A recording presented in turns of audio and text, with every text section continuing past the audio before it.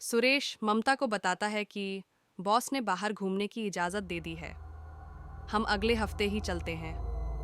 दोनों बाहर जाने के लिए काफ़ी उत्साहित होते हैं। सुरेश के मोबाइल में अचानक बॉस का फ़ोन आता है और वह कहते हैं, मैंने तुम्हारे घूमने के लिए एक कार बुक की है जो तुम्हें अच्छे से सारी जगह घुमाएगी। सुरेश अपने बॉस को धन्यवाद देता है और कहता है, बॉस आप क्यों परेशान हो रहे हैं, हम खुद ट्रेन से चले जाते हैं। लेकिन बॉस की जिद करने पर सुरेश उनका ऑफर मान लेता है। ममता सुरेश से कहती है कि हमें कुछ सामान लेना होगा, चलो आज बाजार चलते हैं। अगले 2 दिनों में इन्हें निकलना है, इसलिए सुरेश बाजार जाने को तैयार हो जाता है। सुरेश और ममता बाजार जाकर अपने पसंद के कपड़े और कुछ खाने पीने की वस्तुएं खरीदते हैं।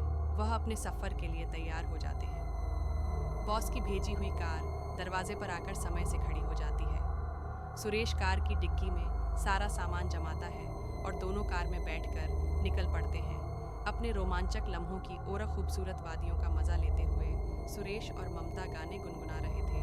ड्राइवर गाड़ी चला रहा था। अचानक ड्राइवर गाड़ी का दरवाज़ा खोलकर बाहर कूद जाता है और गाड़ी का संतुलन बिगड़ जाता है, जिससे गाड़ी पहाड़ी से नीचे जंगली रास्ते की तरफ मुड़ जाती है और तेज़ी से जाकर एक पेड़ से लटक जाती है। ममता और सुरेश ज़ोर ज़ोर से मदद के लिए चिल्लाने लगते हैं। तभी सड़क के ऊपर एक कार आकर रुकती है, लेकिन इनकी कार रोड से थोड़ा नीचे एक पेड़ के सहारे लटकी होती है। कार की आवाज़ सुनने से दोनों को लगता है कि अब शायद ये बच जाएंगे।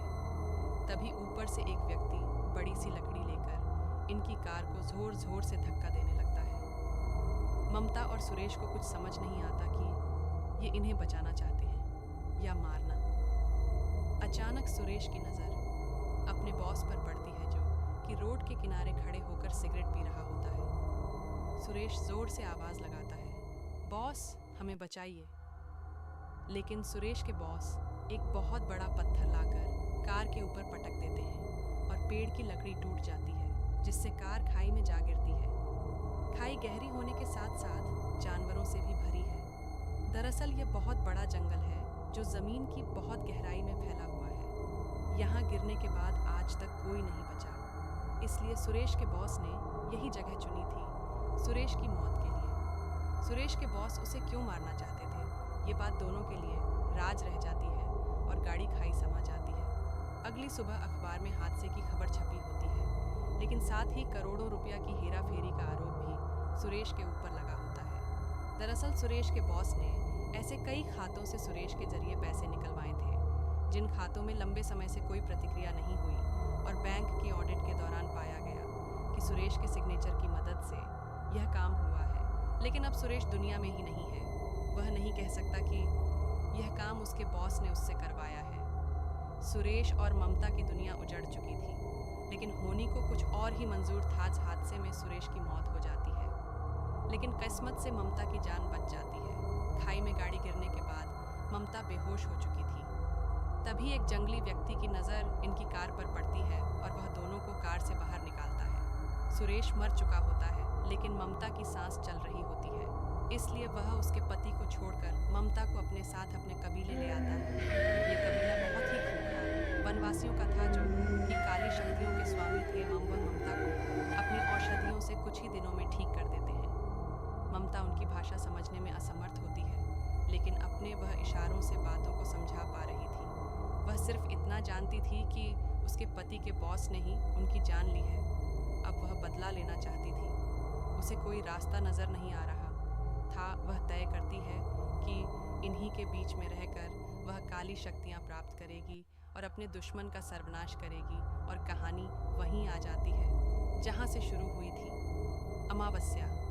दरअसल अमावस्या की काली रात अच्छाई और बुराई दोनों के लिए एक अवसर होती है, जिसमें कई लोग साधनाएं करके अपनी इच्छा अनुरूप शक्तियां प्राप्त करते हैं। ऐसे ही एक भयानक अमावस्या की रात एक औरत घने जंगल के बीच घोर साधना में लगी हुई थी। जंगल के चारों तरफ भेड़ियों के चिल्लाने की आवाज़ आ रही थी, लेकिन बिना किसी से घबराए यह औरत अकेले मंत्रों के जाप के साथ आग जलाकर अपनी साधना कर रही थी। जैसे जैसे समय बीतता जाता है, औरत उग्र होती जाती है।